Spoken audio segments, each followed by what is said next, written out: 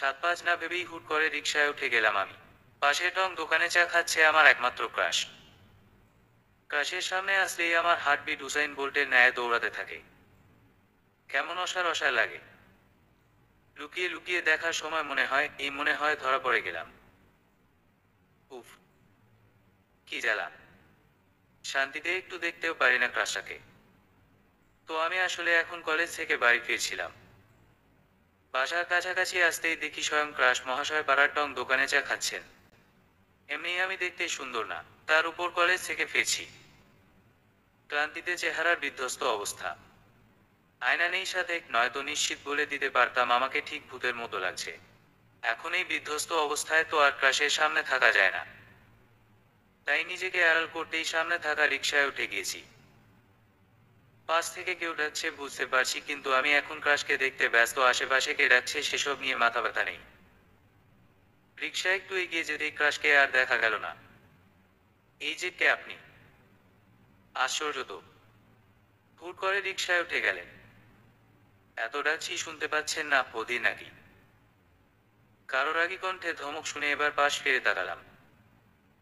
একজন সুদর্শন যুবক আমার পাশে বসে আছে।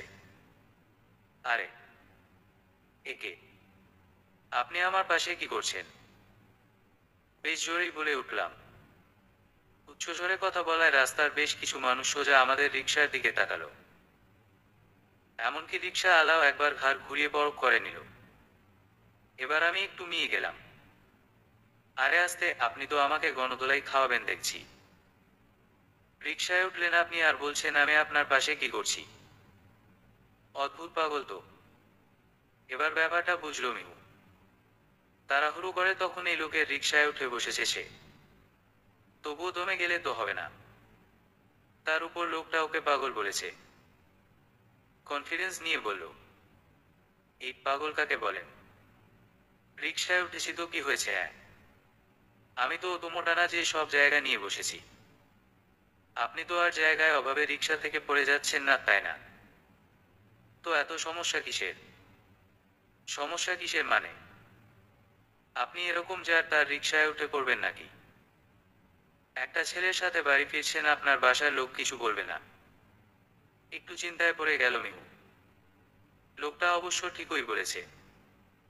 এক হাত দিয়ে মাথা চুলকে বলল, আচ্ছা যান, ঠিক আছে। আমার বাসা সামনেই, আমি তার একটু আগেই নেমে যাব। আর ভাড়াটাও দিয়ে দিব। এবার খুশি? কিপটা কোথাকার। মেয়েটার কথায় অবাক না হয়ে পারল না অবি। ও কিপটা? Like seriously? তবুও কিছু বলল না। এই মেয়ের সাথে যত কথা বলবে ততই কথা বাড়বে। চুপ থাকাই ভালো। সামনে নেমে গেলেই ঝামেলা শেষ। কিছুক্ষণ চুপ থেকে কৌতূহল নিয়ে প্রশ্নটা করেই ফেলল অবি, আপনি এত কি দেখছিলেন ওই ছেলেটাকে? হকচকিয়ে যায় মিহু। আমতা আমতা করে বলে, কোন ছেলে? আমি তো কাউকেই দেখছিলাম না। অভি নিঃশব্দে হেসে দেয়, সন্দেহান গলায় বলে, ক্রাশ নাকি? ঘাত বেশি বুঝেন কেন? ওই ছেলে আমার ক্রাশ হবে কেন? উল্টা আমি ওর ক্রাশ। দেখলে ডিস্টার্ব করবে তাই তো আপনার রিকশায় উঠে গেলাম, বুঝলেন? হু। নিজের ট্যালেন্ট দেখে নিজেই মুগ্ধ মিহু। কি সুন্দর করে বানিয়ে কথা বলতে পারে। বাহ। হুম, বুঝলাম তো। মেয়েটার বাচ্চামো কথায় না হেসে পারে না অভি। সে খুবই রাগী। অন্য কেউ হলে এতক্ষণে সে কি করতো তা সে নিজেও জানে না। একবার আর চোখে সচেতনভাবে মেয়েটার দিকে তাকায়। রিকশার একদম পাশ ঘেঁষে বসে আছে সে। একটু হলেই পড়ে যাবে। চোখের দৃষ্টি বাইরের দিকে। ঘনপাপড়ির আড়ালে গভীর কালো চোখ দুটো যেন ঢেকে গেছে। হালকা বাতাসে মাথায় থাকা ওড়না পড়ে যায় মিহুর। দৃষ্টি সরিয়ে নেয় অবি। একটা মেয়ের দিকে এভাবে তাকিয়ে থাকা মোটেও কোন শোভনীয় কাজ নয়, সেটা সে জানে। মিহু দ্রুত ওড়না টেনে নেয়। আজকে সকালে তাড়াহুড়োয় হিজাবটাও পড়তে পারেনি সে।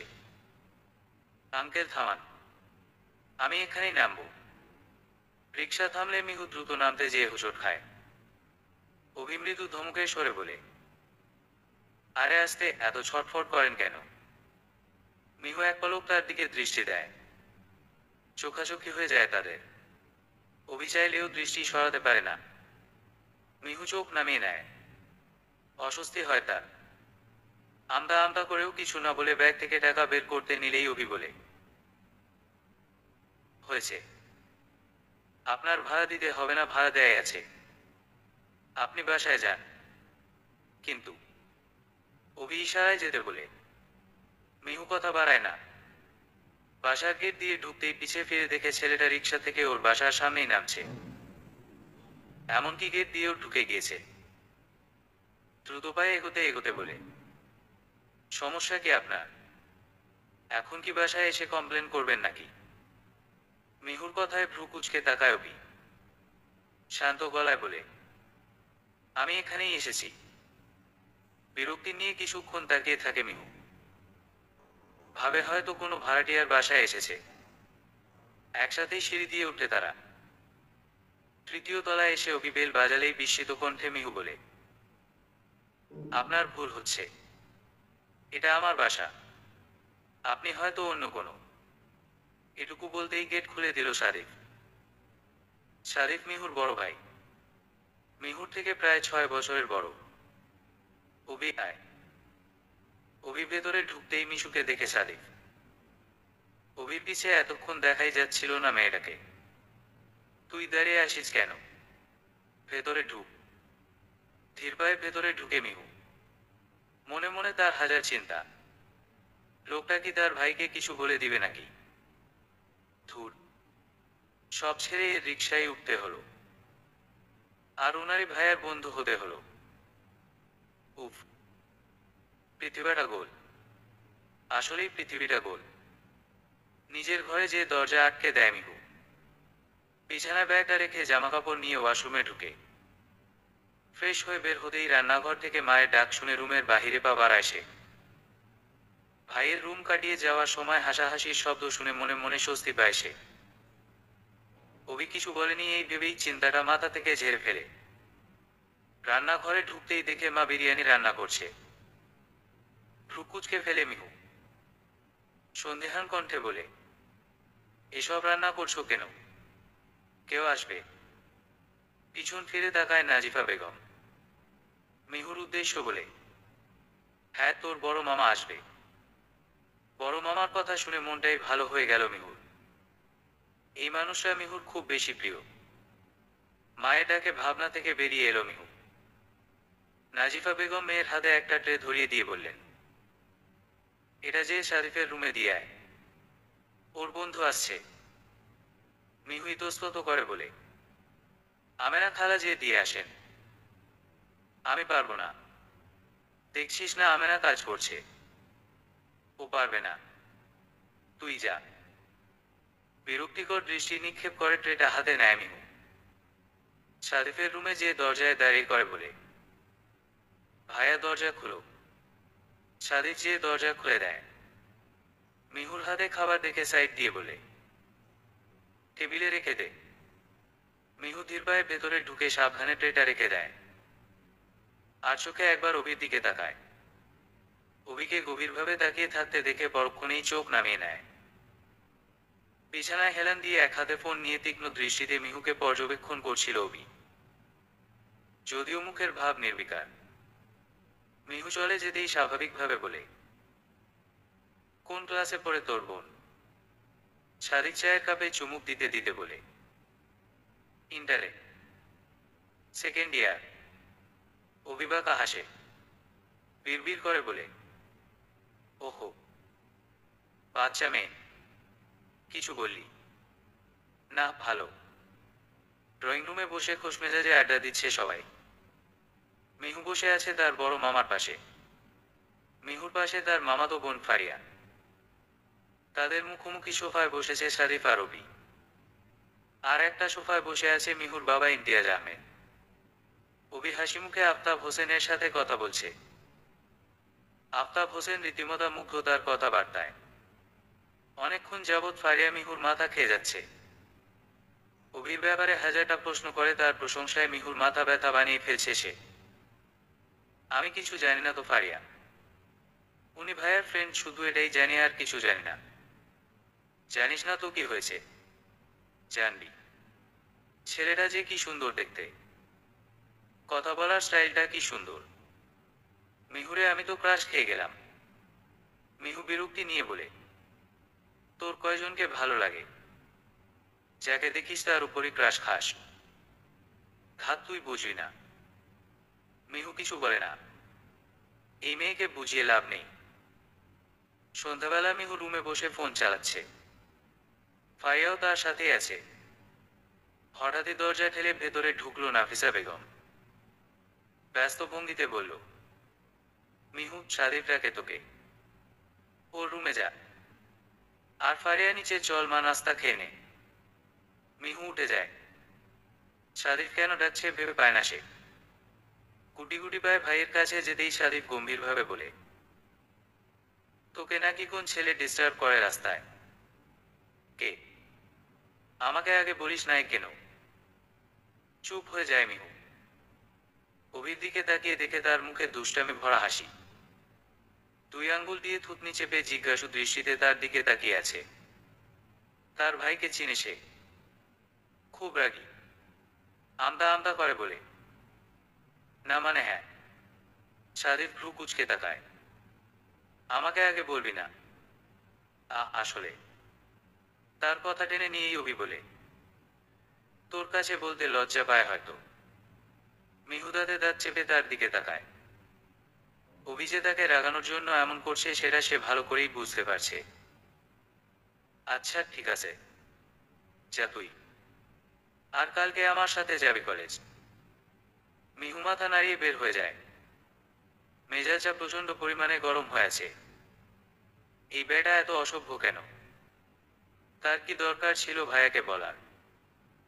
শেষে কিনা তার ভাইয়ের হাতেই তার ক্রাশ মার খাবে। উফ, জাস্ট অসহ্যকর। বাইরে বাইক নিয়ে অপেক্ষা করছে সারিফ। কানে ফোন নিয়ে কার সাথে যেন কথা বলছে। পরনে ব্লু জিন্স আর ব্ল্যাক শার্ট, চোখে কালো সানগ্লাস। হাত দিয়ে বারবার সামনের চুলগুলো পিছনে ঠেলে দিচ্ছে। মিহুকে বের হতে দেখে চোখে ইশারায় বসতে বলে। মিহু মাথা নাড়িয়ে বাইকে উঠে বসে মনে মনে বারবার দোয়া করছে তার ক্রাশ অর্থাৎ অনেক যেন আজকে না থাকে যাওয়ার পথে। কোনোভাবেই যেন না থাকে। থাকলে যে তাকে কি একটা পরিস্থিতিতে পড়তে হবে তার জানা নেই। দুই দিক দিয়েই ফেসে যাবে সে। বড় রাস্তার মোড়ে যেয়ে বাইক থামায় সাদিফ। মাথাটা হালকা ঘুরিয়ে জিজ্ঞেস করে, ওই না? সাদিফের ডাকে হুঁশ ফেরে মিহুর। অন্যমনস্ক হয়ে অতিরিক্ত চিন্তায় ডুবেছিল সে। মাথা তুলে দেখে অনেক দাঁড়িয়ে আছে রাস্তার ওপাশে। সাদিফ কেমনে চিনল বুঝে ওঠে না সে। হ্যাঁ, তুমি কেমনে চিনলে? অভি বলল কালকে। আর আমি চিনি তো ওকে। বলতে বলতেই বাইক থেকে নেমে দাঁড়ায় সাদিফ। হাত ধরে বোনকে নামিয়ে দেয়। হাতের উল্টোপিঠ দিয়ে মুখের ঘাম মুছে মিহু। কোনোভাবে আজকে সামাল দিতে পারলেই হয়। আর কোনোদিনও অনেকের দিকে ফিরেও তাকাবে না সে মনে মনে প্রতিজ্ঞা করে সে। গুটি গুটি পায়ে ভাইয়ের পিছে দাঁড়ায় মিহু। সাদিফ শান্ত গলায় বলে, অনেক তুমি ওকে ডিস্টার্ব করো। এই বয়সেই এসব শিখছো? তোমার বয়স পার করে এসেছি আমি। এই বয়সে ধমকে কাজ হয় না, হিতে বিপরীত হয়। তাই আমি ভালো করেই বলছি তোমাকে এসব ছাড়ো। আমি যেন আর কখনো না শুনি তুমি এসব করছো। Got it? মিহু অনেকের রিয়েকশন দেখার জন্য অপেক্ষা করেছিল। তবে সে যা ভেবেছিল তেমন কিছুই হলো না। বরং হলো তার উল্টো। অনেক মাথা নিচু করে বলল, সরি ভাইয়া, আর কখনো হবে না। মিহু হতবাক, চমকিত। হলোটা কি? ভ্রুকুচকে নিজেকে চিমটি কাটল সে। না, ব্যথা তো পাচ্ছে। তার মানে সত্যি। অনেকের দিকে তাকায় সে। অনেক স্বাভাবিকভাবে দাঁড়িয়ে আছে। তাকে দেখে মনে হচ্ছে যা হচ্ছে তাই যেন হবার ছিল। মিহু চলে যেতেই একটা বাইক এসে থামে সেখানে। হেলমেট খুলে চুলগুলোতে হাত চালাতে চালাতে অভি বলে, গুড জব অনেক। যেমনটা বলেছিলাম ঠিকও তেমনটাই করেছো। জি ভাইয়া। আপনি বলেছেন আমি না করব নাকি? বলেই হাসলো অনেক। অভি হেলমেটটা পরতে পরতে বলল, ঘুমঘুর। কোন সমস্যা হলে আমাকে বলবা। আজকে আসি। আল্লাহ হাফেজ। আল্লাহ হাফেজ ভাইয়া। বাইক স্টার্ট দিল অভি। মুখে তার দুষ্টু হাসি। মিহুর চিন্তিত চেহারাটা দেখে যে তার কি পরিমাণ হাসি পাচ্ছিল। অনেককে সে আগেই বলে রেখেছিল যেন সাদিফ আসলে সে দোষটা নিজের বলেই স্বস্বীকার করে। মিহুকে অপমান করার কোনো ইচ্ছা ছিল না তার। সে শুধু এটাই বোঝাতে চেয়েছিল যে মিথ্যা বললে কতটা ঝামেলায় পড়তে হয়। আর মিহুর চেহারা দেখে সে এতটুকু আশ্বস্ত হয়েছে মিহু অন্তত মিথ্যা বলবে না আর কখনো। কলেজের সামনে বাইক থামায় সাদিফ। হাত বাড়িয়ে মিহুকে বলে, সাবধানে নাম। পড়িস না। বাইক থেকে নামতে নিলে সবসময় হোঁচট খায় মিহু। 2-3 বার পরে ব্যথা পেয়েছে সে। এজন্যই সাদিফের এক্সট্রা সতর্ক। মিহু নামতেই পাশে এসে দাঁড়ায় ইপসা। মিহুর একমাত্র বান্ধবী সে। মিহুর হাত টেনে ধরে সে। এত দেরি হলে কেন তোর? জানিস না আজকে ইম্পর্টেন্ট ক্লাস আছে? আরো কিছু বলতে যাচ্ছিল সে, তবে সাদিফকে দেখে থেমে যায়। সাদিফ তখন হাতের ঘড়ি ঠিকও করতে ব্যস্ত। এক নজর ইপসাকে দেখে সে। তারপর মিহুর দিকে তাকিয়ে বলে, একা আসতে পারবি না নাকি আমি নিতে আসবো? না না, আমি একাই পারবো। আচ্ছা বলে দ্রুত বাইক ছুটিয়ে চলে যায় সে। মিহু দীর্ঘশ্বাস ফেলে। আজকের ঘটনায় সে খুবই দ্বিধাগ্রস্ত। এখনো তার মাথায় কিছুই ঢুকছে না। ইপসা বাহু ঝাঁকিয়ে বলে, এই কি হলো তোর? চল। ঘুম যাচ্ছি, চল। ক্লাসরুমে বসে আছে তারা। এখন ব্রেক টাইম। ইপসা গালে হাত রেখে মনোযোগী হয়ে মিহুর কথা শুনছে। মিহু এক হাত দিয়ে তুড়ি বাজিয়ে বলল, তুই কি এত আমার সব কথা বুঝতে পারছিস ইপসা? এমন ভ্যাবলার মতো তাকিয়ে আছিস কেন? পারছি রে দোস্ত, পারছি। শুধু সব না, একটু বেশি বুঝতে পারছি আমি। কলেজ থেকে বাসায় ফিরে সোফায় ধপ করে বসে পড়ে মিহু। ক্লান্তিতে ঘুম আসছে তার। এতক্ষণ ইপসার ননস্টপ বকবকানি শুনে কানগুলো পর্যন্ত ব্যথা হয়ে গেছে। হিজাবটা খুলে সোফায় গায়ে এলিয়ে দেয়। কিছুক্ষণের মধ্যে ঘুমিয়েও যায়। ঘুম ভাঙে সাদিফের ডাকে। চোখগুলা ছোট ছোট করে বিরক্তিমাখা কণ্ঠে বলে, কি সমস্যা তোমার? দেখছো না ঘুমাচ্ছি? ডাকো কেন? এই ভর দুপুরে তুই ঘুমাচ্ছিস, তাও বসার ঘরের সোফায়? বাড়িতে কি জায়গা কম হয়ে গেছে? যা নিজের রুমে যা। মিহু এক হাতে চোখ কচলায়। হাই তুলে বলে, থাক। তুমি কি এখন সোফায় বসে বসে সার্কাস করবে? হ্যাঁ, একটু ঘুমালে কি হয়? থাক না, ওকে ঘুমাতে দে। পেছনে থেকে কারো পুরুষালী কণ্ঠে চমকে উঠে মিহু। ঘুম উড়ে যায় নিমিষেই। জলদি ঘাড় ঘুরিয়ে দেখতে নিলেই প্রচণ্ড জোরে চিৎকার করে উঠে। ঘাড়ে হাত দিয়ে চোখ দিয়ে পানি গড়িয়ে পড়ে তার। অনেকক্ষণ এক কাত হয়ে শুয়েছিল, তাই হঠাৎ করে ঘাড় ঘুরানোতে ঘাড়ের পেশিতে টান পড়েছে তার। সাদিফ দ্রুত ধরে মিহুকে। চোখের পানি মুছিয়ে দিয়ে অস্থির কণ্ঠে বলে, কি হলো? মিহুর চিৎকারে নাজিফা বেগম রান্নাঘর থেকে ছুটে এসেছে। সেও চিন্তিত গলায় বলল, কি হলো? ঘাড়ে ব্যথা করছে। মিহু অস্পষ্ট স্বরে বলে, হু। অভি এগিয়ে যায়। কিছুটা অপ্রস্তুতভাবে বলে, হঠাৎ নড়ে যাওয়ায় পেশিতে টান পড়েছে। সাদিফ তাকায়। বলে, তাহলে এখন ঠিকও হবে কিভাবে? ডাক্তার ডাকবো? ম্যাসাজ করে দিলেই ব্যথা কমে যাবে। তারপর কিছুক্ষণ চুপ থেকে বলে, আমি করব। সাদিফ দ্রুত উঠে দাঁড়ায়। অভিকে নিজের জায়গায় বসতে বলে, কর, তাড়াতাড়ি কর। অভি মিহুর পাশ ঘেঁষে বসে নরম গলায় মিহুকে বলে, হাতটা সরাও। মিহু ঘাড়ে রাখা হাত সরিয়ে নেয়। চোখ মুখ খিচে বন্ধ করে আছে সে। অনেক জায়গায় দেখেছে কোথাও মুচকে গেলে একটানে ঘুরিয়ে দেয় আর মোচকানো জায়গা ঠিকও হয়ে যায়। এখন যদি এ লোক মেসেজের নাম করে ধুম করে তার ঘাড় ঘুরিয়ে দেয়। ভেবেই শিউরে উঠে সে। তার ভাবনাকে সম্পূর্ণ ভুল প্রমাণ করে অভি এমন কিছুই করে না। সে আলতো করে ঘাড়ে হাত দিয়ে বিভিন্ন কৌশলে মেসেজ করতে থাকে। মিহুর অস্বস্তি হয়। অভি তার অনেকটা কাছে বসে আছে। অভির ঠান্ডা হাতের ছোঁয়ায় ভিতরে ভিতরে বারবার কম্পিত হচ্ছে সে। কিছু পড়ার গন্ধনাকে আসতেই দ্রুত রান্নাঘরে ছুট লাগায় নাজিফা বেগম। তরকারি না নামিয়ে গ্যাস জ্বালিয়েই চলে এসেছিল সে। নিশ্চিত সব পুড়ে শেষ।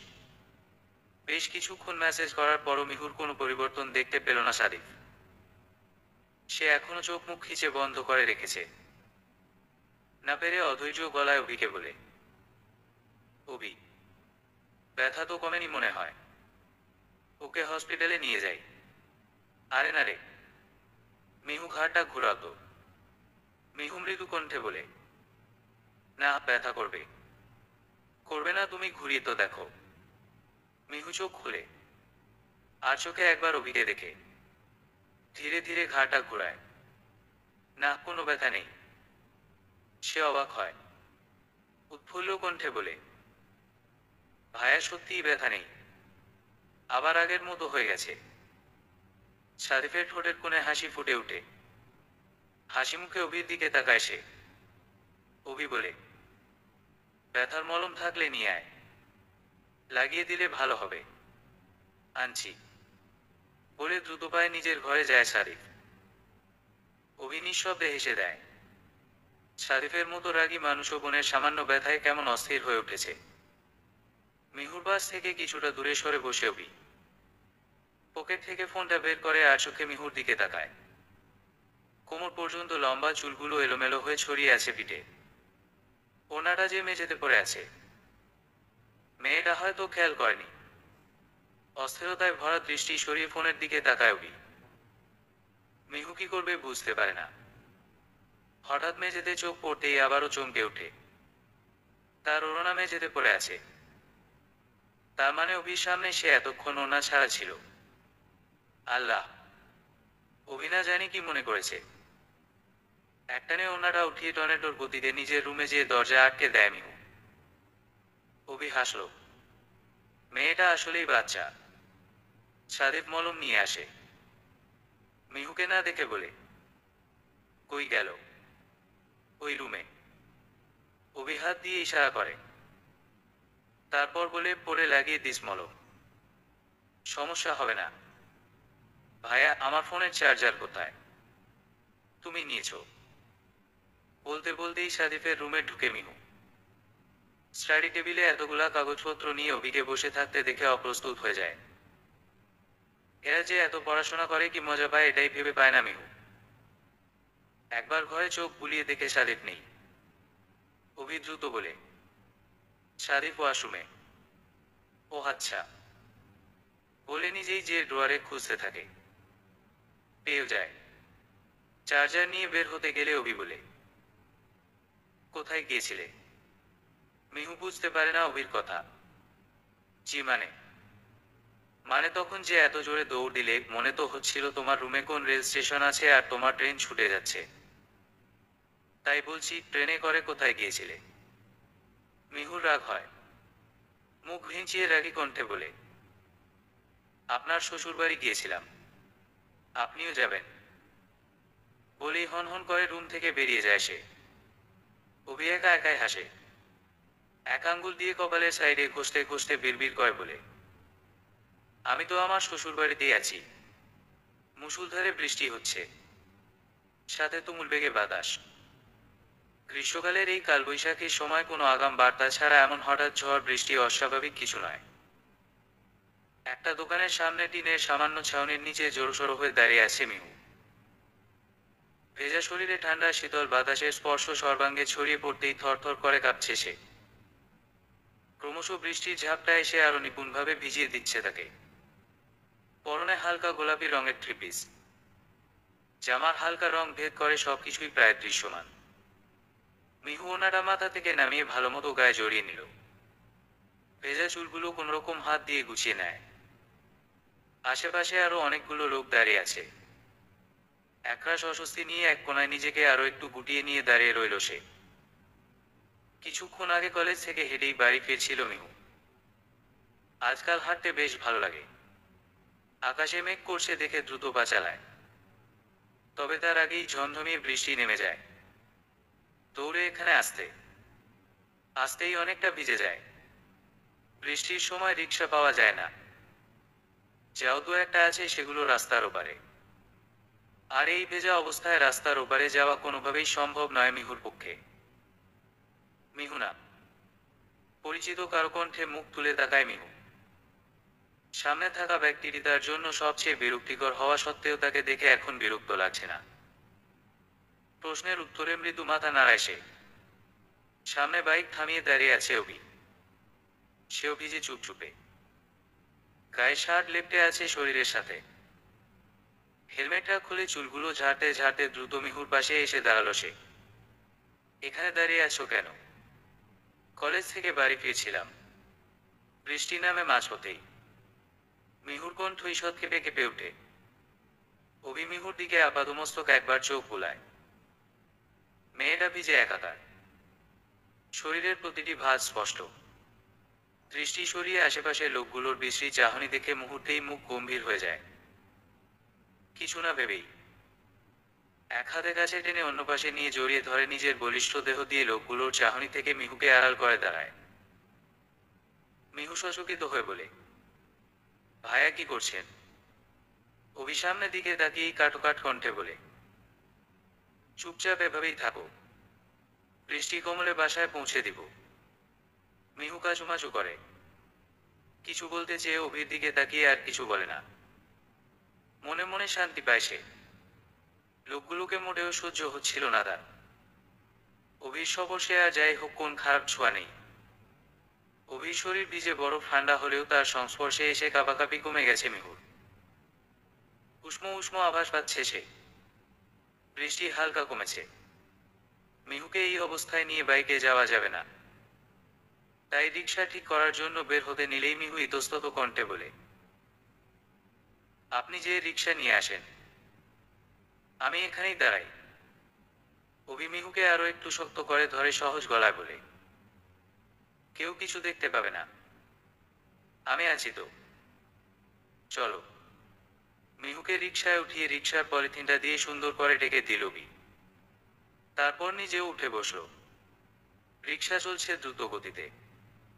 ঠান্ডা বাতাস সাই সাই করে ছড়িয়ে পড়ছে তাদের নাকে মুখে। মিহু আবারও কাঁপছে। দাঁতে দাঁত লেগে মৃদু আওয়াজ হচ্ছে। অভিশাটের হাতা ফোল্ড করে চেপে চেপে পানি ঝাড়ছিল।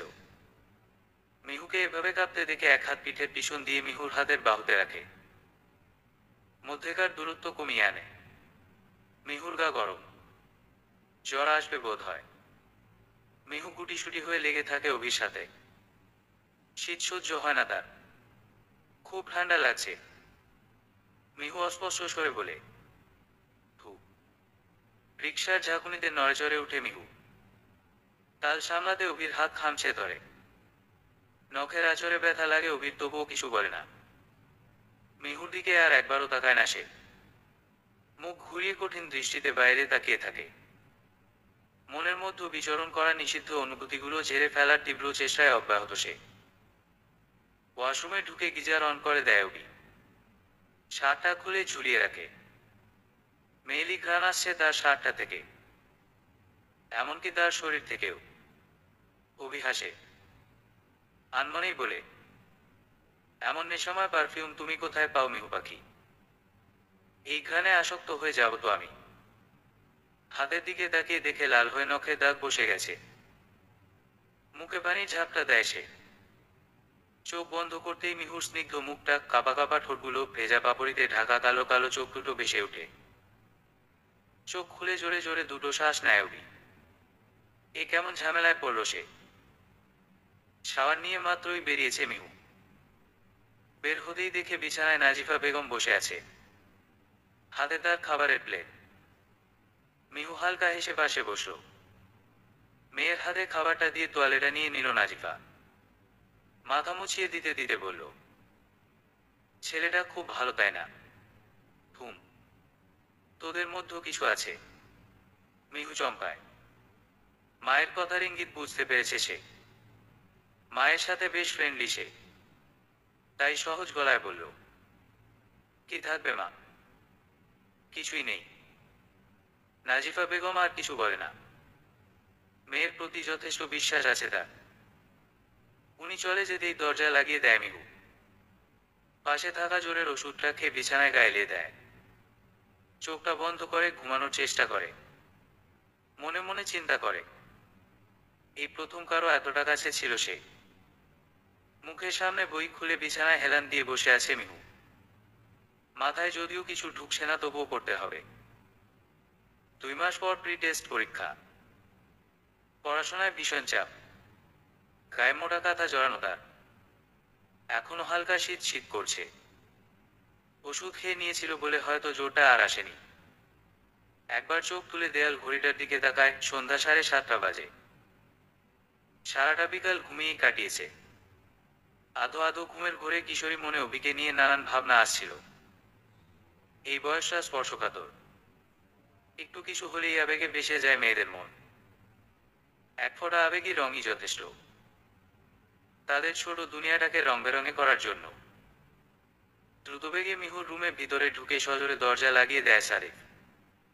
মিহু চোখ তুলে তাকায়। সারিফের মুখে বিরক্তির ছাপ স্পষ্ট। চুলগুলো এলোমেলো হয়ে আছে। চোখ মুখ খোলা। গভীর ঘুম থেকে ডেকে তোলা হয়েছে তাকে। হুড়মুড় করে মিহুর বিছানায় এসে শটান হয়ে শুয়ে পড়ল সে। 2 সেকেন্ড পর টান দিয়ে মিহুর কোলে রাখা বালিশটা নিয়ে মাথার নিচে দিতে দিতে বলল, কোনো শব্দ করবি না, নিঃশব্দে পড়বি, আমি ঘুমাবো। মিহু ভ্রু কুচকায়। তেড়ে উঠে বলে, তুমি এখানে ঘুমাবে কেন? তোমার ঘরে যাও। সারিফ পাশ ফিরে মিহুর গায়ের কাঁথা টেনে নিয়ে বলল, আমার রুমে মা আর আমেনা খালা পরিষ্কার টরিষ্কার করছে। মিহু দীর্ঘশ্বাস ছাড়ে। ভাইকে কিছু বলে লাভ নেই। সে এখন ঘুমাবে মানে ঘুমাবে। খাত এত মোটা করে কাঁথা নেয় কেউ? গন্ডারের চামড়া নাকি তোর? গরম লাগে না নাকি? মিহু কাঁথাটা ধরে বলল, কাঁথাটা ছাড়ো, আমি ভাঁজ খুলে গায়ে দিয়ে দিচ্ছি। কাঁথাটা সারিফের গায়ে দিয়ে লাইট অফ করে আলতো করে দরজা ভিড়িয়ে বের হয়ে যায় মিহু। রান্নাঘরে যাওয়ার পথে ভাইয়ের রুমে একবার উকি দেয়। মা বিছানা ঝাড়াঝাড়ি করছে আর আমেনা খালা বড় একটা লাঠির মতো ঝাড়ু দিয়ে দেয়ালের কোণের ঝুল ঝাড়ছে। ছোট করে একটা শ্বাস ফেলে মিহু। তার মা অতিরিক্ত সূচিবাই টাইপের মানুষ।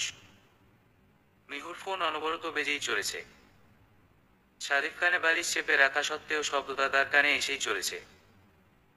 এই মিহুটা ফোন রেখে কই গেল কে জানে। অধৈর্য হয়ে না দেখেই ফোনটা রিসিভ করে শারিফ। হ্যালো বলার আগেই ও বাস থেকে মিষ্টি কণ্ঠে ঝাঁঝালো ভাবে ভেসে আসে, ওই কই মরছিলি তুই? কতক্ষণ যাবৎ ফোন করছি। আচ্ছা শোন, আমি একটু তোর বাসায় আসতেছি। হ্যাঁ, আমার বায়োলজি প্র্যাকটিক্যাল খাতাটা তোর কাছে না, কালকে জমা দিতে হবে তো। আমারটা কমপ্লিট হয়নি। ওইটা একটু বের করে রাখো, আমি এসে নিয়ে। সারিফ অবাক হয়। ফোনটা কান থেকে সরিয়ে স্ক্রিনের নামটা দেখে, নাম্বারটা ইপসা চুন্নি দিয়ে সেভ করা। সারিফ ঠোঁট বাঁকিয়ে হাসে। ভাবে, একটা মানুষ এক নিঃশ্বাসে এত কথা কিভাবে বলতে পারে। হা। সে ঘুম জড়ানো ভরাট গলায় বলে, আমি ওর ভাই। তুমি আসো, আমি মিহুকে বলে দিচ্ছি। সারিফ ইপসার জবাবের অপেক্ষা করে। কোনো না পেয়ে আবার বলে, ইপসা। ইপসা দাঁত দিয়ে ঠোঁট কামড়ে ধরে। বুকের ভেতর মনে হয় হাতুড়ি পিটাচ্ছে কেউ।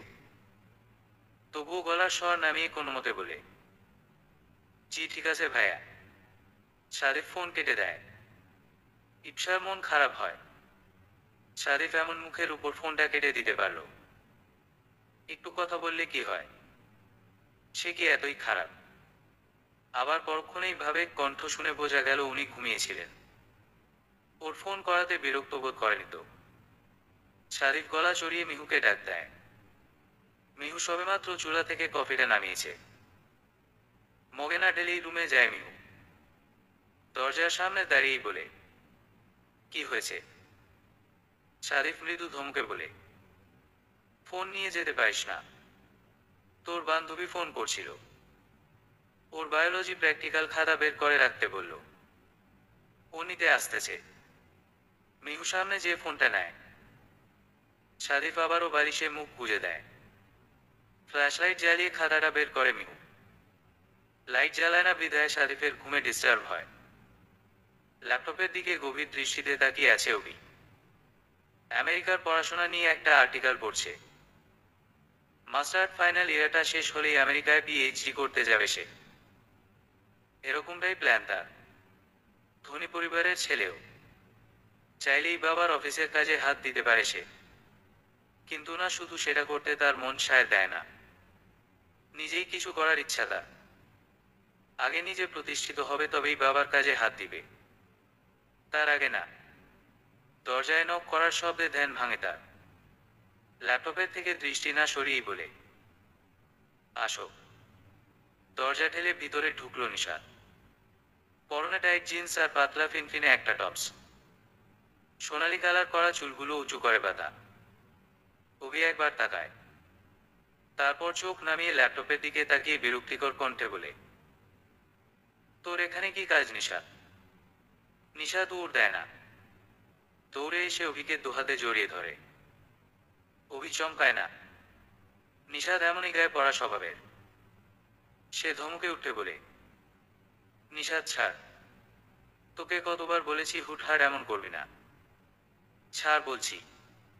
নিশাদ ছাড়ে না। অভি নিজেই জোরপূর্বক ছাড়িয়ে নেয়। নিশাদ গা ঘেঁষে বসে পড়ে। ওর গা থেকে তীব্র পারফিউমের গন্ধ আসছে। গন্ধটা সহ্য হচ্ছে না অভির। মাথা ধরে যাচ্ছে। কই মিহুর গা থেকে তো কত মিষ্টি ঘ্রাণ আসে। এক হাত দিয়ে কপাল চেপে ধরে অভি। বলে, তুই যাচ্ছিস না কেন? দেখতে পাস না কাজ করছি?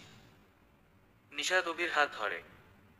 হাতের বাহুতে মাথা ঠেকিয়ে বলে, তুমি এমন করো কেন ভাইয়া? দেখো আমি কত সুন্দর করে সেজে এসেছি তোমার জন্য। দেখো। অভি তাকায় না। গম্ভীর কণ্ঠে বলে, তুই আমার জন্য সাজবি কেন? পাগলামো না করে যা প্লিজ। আমাকে রাখতে বাধ্য করিস না। নিশাদ হতাশ হয়। সরে বসে অভির থেকে। অভিকে রাগাতে চায় না। খড়খড় করে হিল জুতার শব্দ তুলে বের হয়ে যায় রুম থেকে। অভি দরজার দিকে তাকিয়ে দীর্ঘ শ্বাস ছাড়ে। নিশাদের পাগলামির কারণ সে জানে, বুঝে। মেয়েটা তাকে ভালোবাসে। কিন্তু তার কিছুই করার নেই। সে যে তাকে ভালোবাসে না। মনে বিরুদ্ধে কার জোর খাটে। নিশাদের শরীরের প্রতি বিন্দু মাত্র আকৃষ্ট হয় না সে। জোর করে তো ভালোবাসা যায় না। সে ভেবেছিল সে কখনোই কাউকে ভালোবাসতে পারবে না। কখনো কারোর জন্য এমন অনুভূতি তৈরি হবে না। কিন্তু না, সে ভালোবেসেছে, প্রবলভাবে ভালোবেসেছে। প্রকৃতি তাকে ভালোবাসার জালে ফাঁসাতে সক্ষম হয়েছে। সে ভালোবেসেছে তার প্রাণপ্রিয় মিহু পাখিকে। সাদিফের বিছানায় পা গুটিয়ে বসে আছে ইপসা আর মিহু। সামনে দুটো বাটিতে পেঁয়াজু আর বিস্কিট রাখা। সন্ধে হয়ে গেছে, তাই ইপসা খাতাটা নিয়ে চলে যেতে চেয়েছিল। কিন্তু নাজিফা বেগমের জোড়াজড়িতে কিছুক্ষণের জন্য থেকে গিয়েছে। মিহুর রুমে সাদিফ শুয়ে আছে, এজন্যই সাদিফের রুমে এসে বসেছে তারা।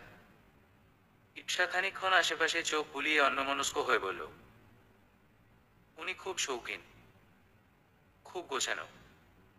মিহু একটা পেঁয়াজু মুখে নিয়ে চিবাতে চিবাতে বলল, ভাইয়ার কথা বলছিস? ইপসার হুঁশ ফিরে। সে অস্বস্তিভরা কণ্ঠে বলে, না মানে হ্যাঁ, রুমটা। রুমটা খুব সুন্দর করে সাজানো। মিহু অদ্ভুতভাবে হাসে। ইপসা সচেতন চোখে তাকায়। মিহুর কি হলো? সে তো কখনো এত সিরিয়াস থাকে না। সে সন্দেহান কণ্ঠে বলল, তোর আবার কি হলো? মিহু কিছু বলবে তার আগেই দরজা খোলার শব্দে দুজনেই সেদিকে ফিরে দাঁড়ায়। নাজিফা বেগম হন্তদন্ত হয়ে ঢুকলেন। দ্রুত গলায় বললেন, মিহু, যা সাদিফকে ডেকে বল ইপসাকে বসায় পৌঁছে দিতে। দেরি হয়ে যাচ্ছে মেয়েটা। ইপসা হচকিয়ে যায়। সাদিফের সাথে বাসায় ফিরবে সে। তাড়াহুড়ো করে বলে, না আন্টি, আমি একাই যেতে পারবো, সমস্যা হবে না। নাজিফা বেগম আপত্তি করে বললেন, না না, এই সন্ধ্যাবেলা একা একা যাওয়া যাবে না, বিপদ আপদ বলে কয়ে আসে না। ইপসা চুপ করে যায়। এই কথার পিঠে কিছু বলার মতো যৌক্তিক যুক্তি পেল না সে। অগত্যা রাজি হওয়া ছাড়া কোন উপায়ান্তর পেল না ও। ধীর পায়ে শারিফের পিছে উঠে বসল ইপসা। শারিফের পরনে ট্রাউজার আর হাফ হাতা গেঞ্জি। নিজের হেলমেটটা পরে ইপসার দিকে আরেকটা হেলমেট এগিয়ে দিল। পরো, বাতাস অনেক, ঠান্ডা লেগে যাবে, আর ট্রাফিকেও থামিয়ে দিবে হেলমেট না পরলে, জানোই তো। জি, বলে হেলমেটটা নিয়ে পরে নিল ইপসা। শারিফ বাইক স্টার্ট দিতে দিতে বলল, আমাকে ধরে বসো ইপসা। ইপসা কিছু বলল না। শারিফ যতবারই তাকে নাম ধরে ডাকে ততবারই একটা অদ্ভুত ভালো লাগে তার। সে একটা হাত আলতো করে শারিফের কাঁধে রাখল। শারিফ এক নজর তাকিয়ে বাইক চালানোয় ধ্যান দিল। পথিমধ্যে আর একটা কথাও বলেনি কেউ। ইপসার বাসার সামনে বাইক থামালো শারিফ। হেলমেটটা খুলে উস্কো খুস্কো চুলগুলোতে হাত চালাতে চালাতে বলল, পৌঁছে গেছি, নামো সাবধানে। ইপসা নামছে না দেখে ঘাড় ঘুরায় শারিফ। দেখে দুহাত উঠিয়ে পিছনে নিয়ে মাথা নিচু করে হেলমেটের লক খোলার চেষ্টা করছে ইপসা। চুলে আটকে গেছে। ধু। শারিফ মৃদু হেসে বলে, হাত সরাও, আমি খুলে দিচ্ছি। ইপসা হাত সরায় না, দ্রুত চুলগুলো ছাড়ানোর চেষ্টা করতে করতে বলে, আমি পারবো। পারবে না, বলে ইপসার হাতের উপরে হাত রাখে শারিফ। এক ঝটকায় হাত সরিয়ে নেয় ইপসা। শারিফ খুব যত্ন করে লকটা থেকে আটকে যাওয়া চুলগুলো ছাড়িয়ে নেয়। হেলমেটটা খুলে দিয়ে বলে, হয়ে গেছে, যাও। ইপসা নেমে যায়। মিষ্টি হেসে হাত নাড়িয়ে বিদায় দিয়ে বলে, ধন্যবাদ ভাইয়া, আল্লাহ হাফেজ। শারিফ হেসে বলে, আল্লাহ হাফেজ, যাও বাসায় ঢুকো। ইপসা না ঢোকা পর্যন্ত ওখানেই দাঁড়িয়ে থাকে শারিফ। ইপসা চলে যে দিয়ে একটা ছোট্ট শ্বাস ফেলে বাইক স্টার্ট দেয়। কখন থেকে মিহুর ফোনে কল দিয়েই যাচ্ছে অভি। রিসিভ করার নামই নাই মিহুর। শারিফকে কল করছে, সেও ধরছে না। মেয়েটার আবার জ্বর এলো না তো? কম তো ভিজেনি। আবার ভেজা শরীরে কতক্ষণ দাঁড়িয়েও ছিল। টেনশনে মাথা ধরে যাচ্ছে তার। আরেকবার কল করতেই রিসিভ হলো। ওপাশ থেকে ঝাঁঝালো কণ্ঠে শোনা গেল, এই কে তুই? বারবার কল দিচ্ছিস কেন? মেয়েদের নাম্বার পেলেই ডিস্টার্ব করতে মন চায় না। অসভ্য কথা। অভি ফোনটা কান থেকে একটু সরিয়ে নেয়। 2 সেকেন্ড পরে আবার কানে লাগিয়ে বলে, আমি অভি। মিহুদাত দিয়ে জিভ কাটে। মৃদু কণ্ঠে বলে, আপনি? অভি ব্যঙ্গ করে বলে, এখন আপনি?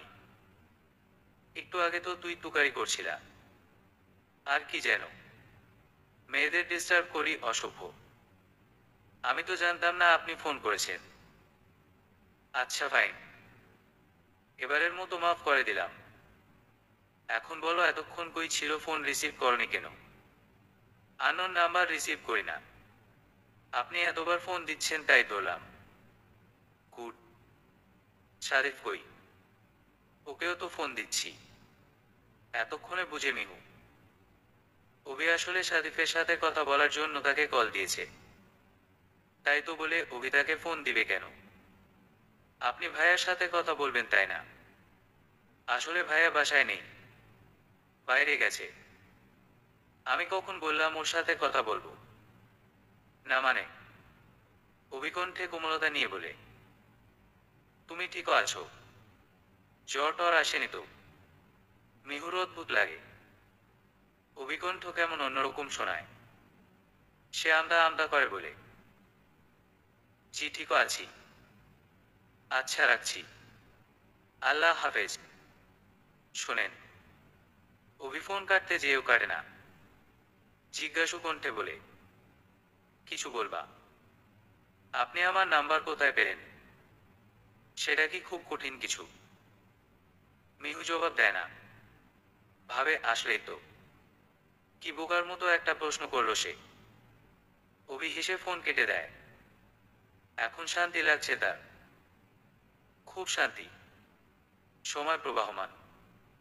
কারো জন্য থেমে থাকে না। ঘড়ির কাঁটার সাথে তাল মিলিয়ে নির্দিষ্ট গতিতে চলতে থাকে আমাদের জীবন। দেখতে দেখতে কেটে গেছে 2.5 মাস। আজকেই শেষ হয়েছে মিহুর প্রি টেস্ট পরীক্ষা। ব্যস্ত সময় কেটেছে তার। পড়াশোনায় সে মাঝামাঝি ধরনের স্টুডেন্ট।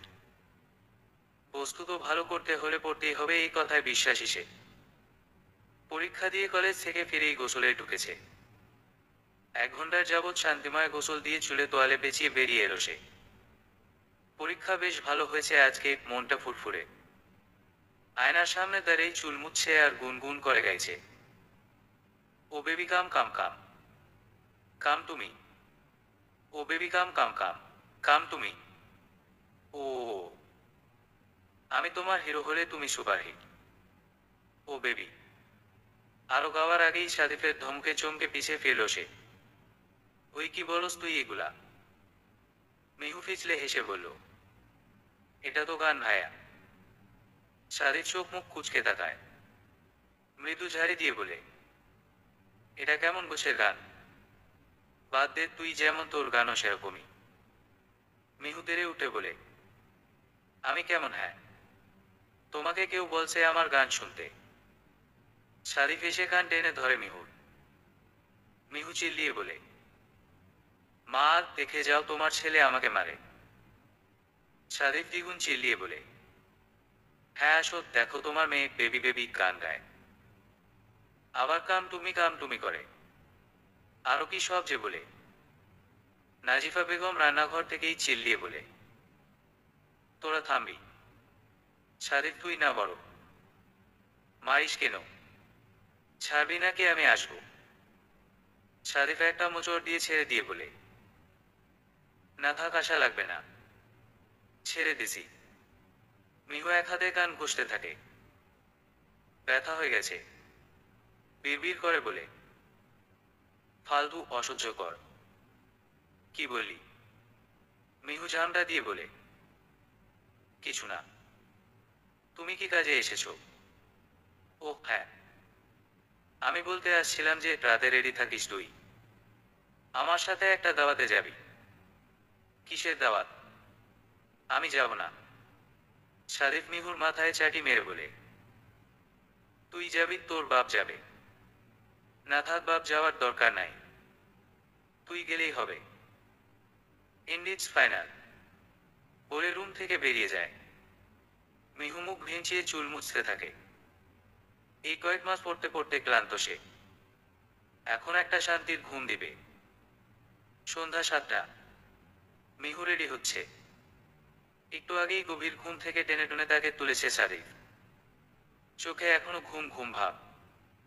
একটা কালো রঙের লং গাউন পরে নিল। জামার ওনাটা লাল রঙের। তাই মিলিয়ে একটা লাল হিজাব পরল। হালকা একটু পাউডার দিয়ে ঠোঁটে লিপস্টিক লাগিয়ে নিল। ফোনটা হাতে নিয়ে রুম থেকে বের হলো সে। সাদিফ সোফায় বসে ওর জন্য অপেক্ষা করছে।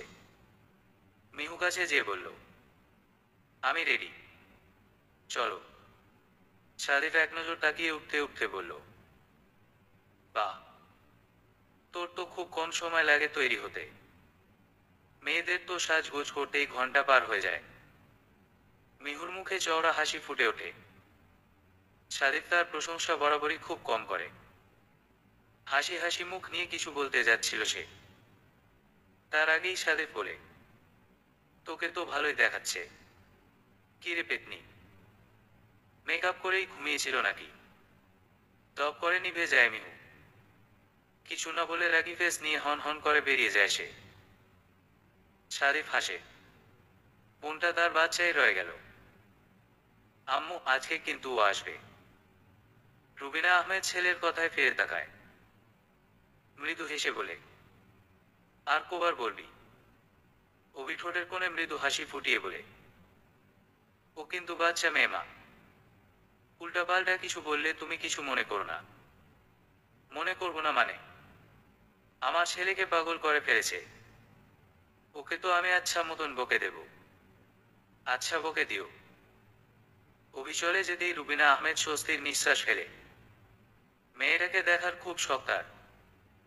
অভির মতো বদমেজাজি রাগী ছেলেও যে কাউকে এতটা ভালোবাসে ভাবতেই অবাক লাগে রুবিনার। কোথায় যাচ্ছি আমরা? মানে কার বাসায়? কিসের দাওয়াতে? শারিক শান্ত কণ্ঠে বলে। অভির বাসায়। ওর মায়ের জন্মদিন আজকে। সেখানেই যাচ্ছি। মিহু থমকে যায়। অভির সাথে তার দেখা হয় না প্রায় 2 মাস। কতবার অভির ফোনে কল করতে যেও করেনি সে। ভাবক কল করে কি বলবে? আপনাকে মনে পড়ছিল। একটু কেমন শোনায় না? তাই আর করা হতো না। আজকে এতদিন পরে দেখা হবে। কেমন অদ্ভুত লাগছে মিহুর। আচ্ছা এমন কেন লাগছে? মিহুর দিকে অপলক দৃষ্টিতে তাকিয়ে আছে অভি। মিহুর দৃষ্টি নিচের দিকে। উপরের ঠোঁট দিয়ে নিচের ঠোঁটটা কামড়াছে সে। অভির রাগ হয়। ঠোঁটটার উপর এমন অত্যাচার চালাচ্ছে কেন মেয়েটা? পাশেই দাঁড়িয়ে আছে সাদিফ।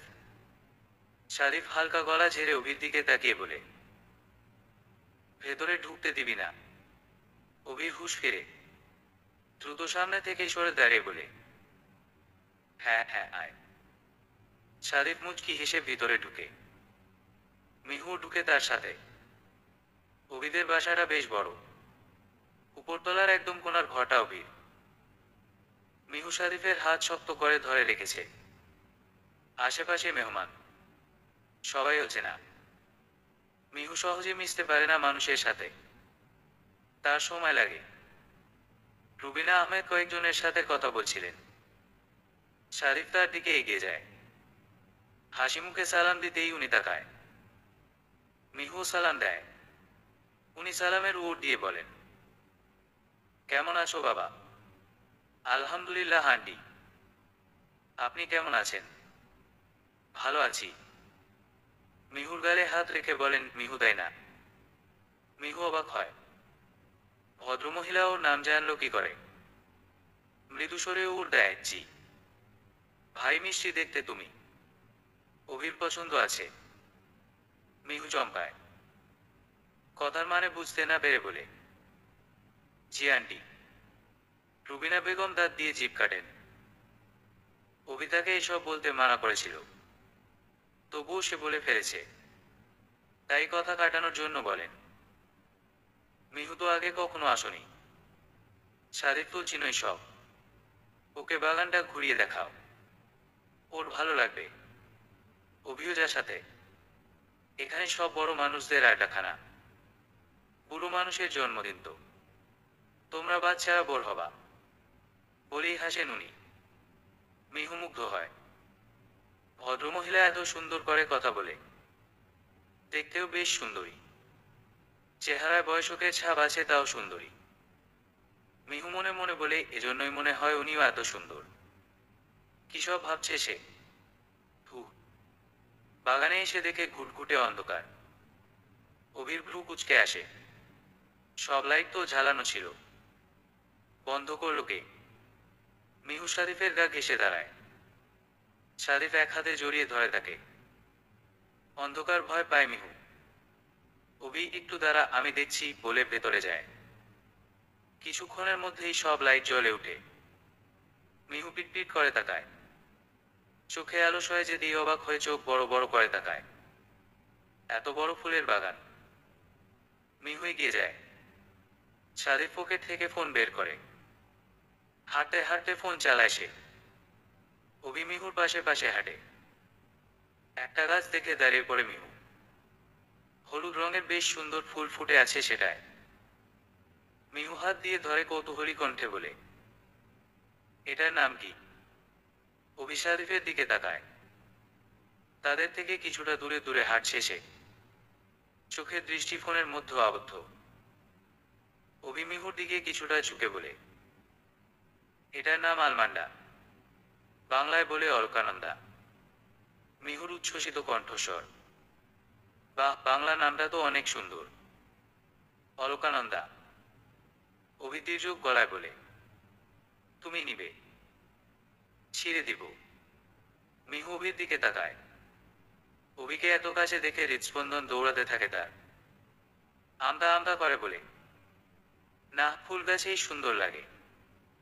ছিঁড়ে নিলে সৌন্দর্যের ব্যাঘাত ঘটে। অভি মিহুর এমন ফেস দেখে সরে দাঁড়ায়। তার মুখে তার প্রশস্ত হাসি।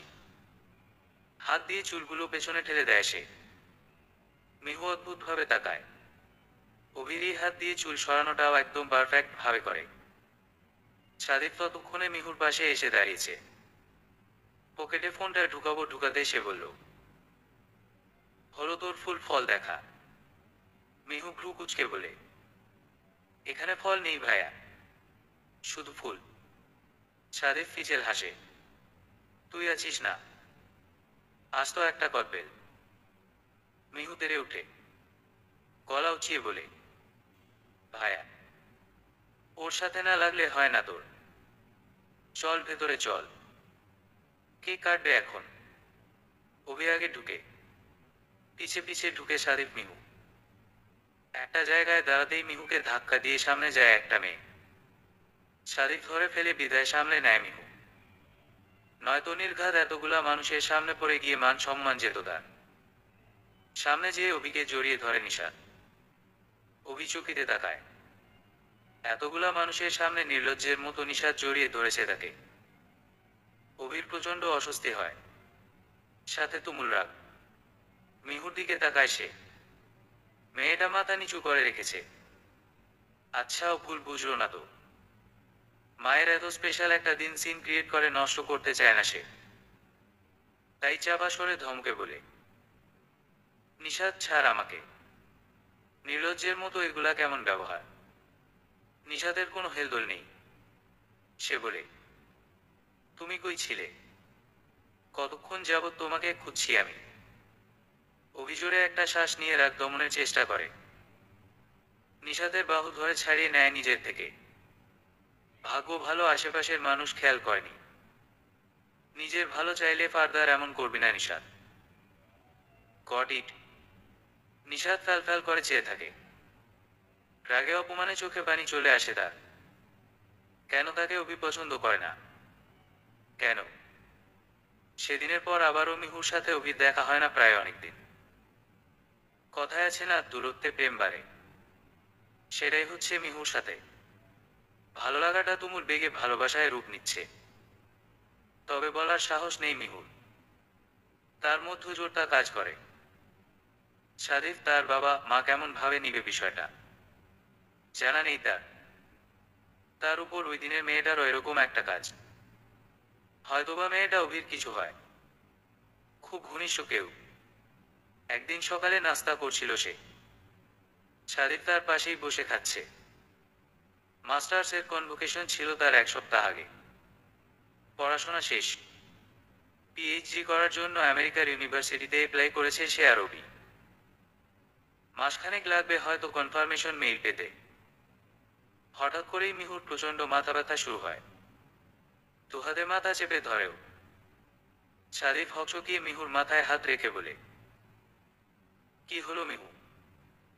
মিহু কোনো মতে বলল, মাথা ব্যথা করছে ভাইয়া, খুব মাথা ব্যথা। আমি বলতে বলতেই সাদিফের গায়ে ঢলে পড়ে সে। অজানা আতঙ্কে বুক ভারী হয়ে যায় সাদিফের। মিহুর রিপোর্ট হাতে নিয়ে বসে আছে সাদিফ। চোখ লাল হয়ে আছে তার। মুখে উদ্ভ্রান্তের আভাস। কেবিনের বাইরে তার মা অঝোর ধারায় কাঁদছে। বড় মামি সামলাচ্ছে তাকে। সাদিক তাদের কি বলে সান্ত্বনা দিবে জানা নেই। তার নিজেরই কেমন হিসেব ছাড়া লাগছে। কয়দিন যাবৎ এত মাথা ব্যথা হতো মিহুর। ওরা ভাবত নর্মাল মাইগ্রেনের ব্যথা হয়তো, কিন্তু তাদের ধারণা সম্পূর্ণ ভুল ছিল। মিহুর ব্রেইন টিউমার ধরা পড়েছে। ডাক্তারের কথাগুলো মনে মনে আওড়াতে আওড়াতে বেরিয়ে এলো সাদিক। মাকে দেখে একটা দীর্ঘশ্বাস ছাড়ে সে। বলা বাহুল্য মিহুর বাবা বিদেশ থাকে, তাই সবটাই সাদিফের দায়িত্ব। সে বড় মামার দিকে তাকিয়ে যথাসম্ভব কঠিন গলায় বলে, মামা, ডাক্তার বলেছেন সপ্তাহ খানেকের মধ্যে অপারেশনটা করিয়ে ফেললেই ভালো হবে। তবে বাংলাদেশে নয়, ইন্ডিয়ায়। মিহুর তো পাসপোর্ট নেই, তুমি কোনোভাবে সেটা ম্যানেজ করতে পারবে না? অবশ্যই, সেটা কোনো ব্যাপার না। ওকে, ইন্ডিয়ায় কোথায় কি করতে হবে সেগুলো আমি দেখে নেব, সেটা নিয়ে টেনশন করার কোনো কারণ নেই। এখন একটু বাইরে যাচ্ছি, মিহুর কিছু ওষুধ আনতে হবে। সাদিফ বেরিয়ে যায়। মিহু এখনো অচেতন, মূলত ঘুমের ওষুধ দিয়ে ঘুম বাড়িয়ে রাখা হয়েছে তাকে। বোধ করি স্ট্রেস নিলে তার মাথায় চাপ পড়বে, তাই ঘুমিয়ে থাকাই শ্রেয়। রিক্সা থেকে দ্রুত নেমে হসপিটালে ঢুকে ইপসা। অনেকবার মিহুকে কল দেওয়ার পরও যখন সে ধরেননি তখন সে বাধ্য হয়েই তার মাকে কল করে। ফোন রিসিভ করে মিহুর মামি। তার থেকেই মিহুর এই অবস্থা জানতে পেরেছেও। এক মুহূর্তও দেরি না করে হসপিটালে নাম জেনেই ছুটে এসেছে সে। রক্তের সম্পর্ক না থাকলেও মিহু যে তার কাছে কি সেটা শুধু সে আর সৃষ্টিকর্তা জানে। জীবনের এক পর্যায়ে যখন সে সুইসাইডের মতো জঘন্য কাজ করতে গিয়েছিল, তখনও ফ্যামিলির মানুষ নয় বরং মিহুই তাকে সামলেছিল, তাকে বুঝিয়েছিল। এজন্যই হয়তো আজও বেঁচে আছে সে। রিসেপশনিস্টের থেকে কেবিন নম্বর জেনে সিঁড়ি দিয়ে ওঠার পথে সাদিফকে চোখে পড়ে তার। তাকে বোধহয় খেয়াল করেনি, পাশ কাটিয়ে দ্রুত নিচে নেমে যায় সাদিফ। ইপসা ছোট্ট করে একটা শ্বাস ফেলে উপরে উঠে যায়। সে সাদিফের প্রতি দুর্বল, সেটা সে জানে এবং মানেও। তবে দুর্বলতাটাকে প্রশ্রয় দেয় না, দমিয়ে রাখার চেষ্টা করে। একপাক্ষিক ভালোবাসায় প্রশান্তি থাকে না, থাকে শুধু না পাওয়ার প্রবল যন্ত্রণা ও হাহাকার। বিছানায় হেলান দিয়ে ল্যাপটপে কাজ করছিল অভি। হাতে ধোয়া ওটা কফির মগ। একটা চুমুক দিয়ে কিছু একটা ভেবে সাদিফকে কল দেয় সে। প্রথমবারে রিসিভ হয় না। ভ্রুকুচকে আবারও কল করে। এবার রিসিভ হয়। ওপাশ থেকে সাদিফের ভাঙা কণ্ঠে ব্যস্ত গলা শোনা যায়। হ্যাঁ অভি বল। তুই কি ব্যস্ত? তোর গলা এমন শোনাচ্ছে কেন? সাদিফ একটা ফাঁকা ঢুক গিলে নিজেকে সামলে বলে। মিহু হসপিটালে। ওর? হোয়াট? কেন? কি হয়েছে ওর? ইজ সি ওকে? ও ঠিক আছে তো? না ও ঠিক নেই অভি। আমার এতটুকু বোনটার ব্রেইন টিউমার হয়েছে। কণ্ঠ ভার হয়ে আসে সারিফের। অভিস্তব্ধ হয়ে যায়। কেমন ফাঁকা ফাঁকা লাগে তার। ধাক্কাটা নিতে পারে না সে। কথা বের হয় না মুখ দিয়ে। আচ্ছা রাখছি হ্যাঁ। অভি। ফোন কেটে যায়। সারিফ কান থেকে নামাতেই আবার রিং হয়। রিসিভ করে সারিফ। অভি শুধু বলে, কোন জায়গায় আছে ও? সারিফ হসপিটালের নাম বলে। অভি ওকে বলে কেটে দেয়। নাজিফা বেগম মিহুর পাশে বসে মাথায় হাত বুলিয়ে দিচ্ছে। ইপসা এক পাশে বসে হাত ধরে রেখেছে। মিহু বারবার তাদের দিকে তাকাচ্ছে। মাথায় ব্যথাটা এখন নেই, তবে বুঝতে পারছে তার হয়তো কোন বড় অসুখ হয়েছে। সে স্নান কণ্ঠে বলে, আচ্ছা আমার কি হয়েছে? আমাকে বলবা তো? নাজিফার চোখ দিয়ে পানি গড়িয়ে পড়ে। ইপসা তুই তো বল। ইপসা মৃদু হাসার চেষ্টা করে বলে, কিছু হয়নি তোর, একদম পারফেক্ট আছিস তুই। মিহুর বিশ্বাস হয় না। চোখ বন্ধ করে সে। কিছুক্ষণ পর চোখ খুলে বলে, ভায়া কোথায়? ইপসা কিছু বলার আগেই সাদিক ঢুকে কেবিনে। হাতে তার ওষুধের প্যাকেট। ভায়া এখানে মিহু। মিহু তাকায়। হাসি ফুটে তার মুখে। ইপসা দাঁড়িয়ে যায়। সাদিফকে বসার জায়গা দেয়। সাদিফ মিহুর মাথায় হাত বুলিয়ে দিয়ে নাজিফা বেগমকে বলে, মা তুমি যে ফ্রেশ হয়ে কিছু খেয়ে নাও, তোমার বিপি লো হয়ে যাবে। নাজিফা যেতে চায় না। সাদিক জোর করে ইপসার সাথে পাঠিয়ে দেয় তাকে। এখন মাও অসুস্থ হয়ে পড়লে কয়জনকে সামলাবে সে? তারা বেরিয়ে যেতেই সাদিফ মিহুর দিকে তাকায়। হালকা হাসার চেষ্টা করে বলে, মাথা ব্যথা করছে না তো? মিহু মাথা নাড়িয়ে বলে, ওহু, করছে না। আমার কি হয়েছে? কেউ কিছু বলেছে না কেন? সাদিফ একটা লম্বা দম ফেলে। নার্স কিছু খাবার নিয়ে ঢুকে। সাদিক সেগুলো নিয়ে বলে, আপনি যান, আমি খাইয়ে দিব। নার্স চলে যেতেই মিহুকে উঠিয়ে হেলান দিয়ে বসাতে বসাতে বলে, আমি বলছি। মিহুর মুখে খাবার তুলে দিয়ে বলে, দেখ মিহু, আমি যা বলবো তুই কিন্তু একদম ভয় পাবি না। মিহু জিজ্ঞাসু দৃষ্টিতে তাকিয়ে থাকে। সাদিফ আরেক গাল খাবার তুলে দিয়ে বলে, তোর মাথায় একটা ছোট্ট টিউমার হয়েছে, ভয়ের কিছু নেই। একটা ছোট্ট অপারেশন করতে হবে জাস্ট। বাংলাদেশেও করানো যাবে, বা তোর সেফটির জন্য আমরা ইন্ডিয়ায় করাবো। ওখানে চিকিৎসা খুব উন্নত, কোনো রিস্ক থাকবে না, বুঝলি? মিহু নির্বিকার, তার কেমন রিয়্যাক্ট করা উচিত বুঝতে পারছে না। সে কি কাঁদবে, কিন্তু কান্না আসছে না। সে স্বাভাবিক গলায় বলল, আমি কি মারা যাব ভাইয়া? সারিফের বুকটা ধক করে ওঠে। সে শক্ত কণ্ঠে বলে, এসব কি বলিস? ব্রেইন টিউমারে কেউ মারা যায় নাকি? কত মানুষের হয় এমন। মিহু হাসে। সে জানে অধিকাংশই বাঁচে না। এতটা ছোট সে নয় যে কিছু বোঝে না। তবে ভাইয়ের দিকে তাকিয়ে আর কিছু বলে না। চুপচাপ খেতে থাকে। তারপর ওষুধ খেয়ে শুয়ে পড়ে। ঘুমের ওষুধের ডোজ বেশি হওয়ায় কিছুক্ষণের মধ্যেই ঘুমিয়ে পড়ে। মিহুর ঘুমন্ত মুখের দিকে এক দৃষ্টিতে তাকায় সাদিক। খুব কাঁদতে ইচ্ছা করছে তার। চোখের পানি আটকে রেখে শক্ত হওয়ার চেষ্টা করে। শব্দে তার পাশে এসে দাঁড়ায় ইপসা। সাদিক বুঝতে পারে। মাথাটা কিছুটা ঝুঁকিয়ে ফেলে সে। কাঁদতে যাচ্ছে না সে। ইপসা পাশে বসে এক হাত সাদিফের কাঁধে রাখে। সাদিফ আর আটকাতে পারে না। ইপসাকে ঝাপটে ধরে ফুপিয়ে ওঠে। ইপসা থমকে যায়। কি হচ্ছে বোঝার চেষ্টা করে। খানিকক্ষণ পর কাঁধে চোখের পানির অস্তিত্ব পেতেই বুঝে সাদিফ কাঁদছে। সে ধীর কণ্ঠে বলে, শান্ত হন ভাইয়া, মিহু ঠিক হয়ে যাবে। সাদিফ তাকে ছাড়ে না। ইপসাও আর কিছু বলে না। সাদিফকে বাধা দিতে ইচ্ছা করে না তার। কেমন আপন আপন অনুভব হয় তার।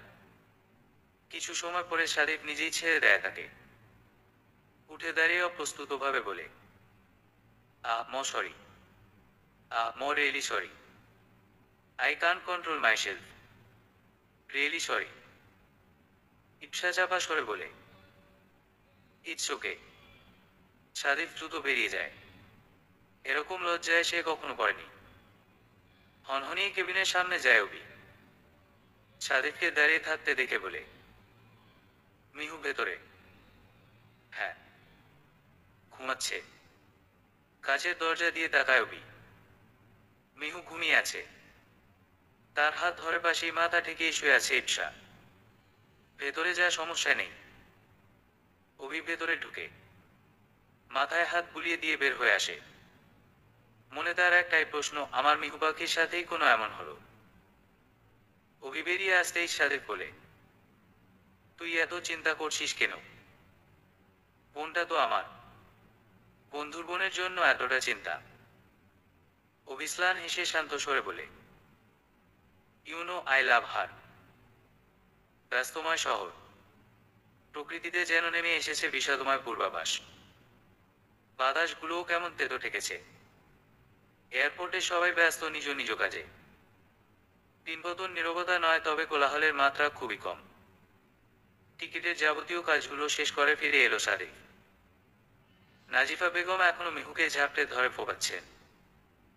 উপস্থিত সবার চোখে পানিতে পরিপূর্ণ। ইপসা, ফারিয়া, তার বড় মামি সবাই বারবার চোখ মোছার বৃথা চেষ্টা করছে। মিহুর কোনো ভাবান্তর নেই। সে কেমন যেন অনুভূতিহীন। উল্টো থেকে সাদিককে ফিরে আসতে দেখে সে মুচকি হেসে মায়ের দিকে তাকিয়ে বলল, কাঁদছো কেন মা? তোমার কি মনে হচ্ছে আমি মারা যাব? নাজিফার কলিজা কেঁপে উঠল। এত আদরের মেয়ে তার, যদি খারাপ কিছু হয়ে যায়। প্রতিউরে কিছু বলার আগেই সাদিক এসে কাট কাট কণ্ঠে বলল, তোকে না বলেছি উল্টা পাল্টা বেজাল পারবি না।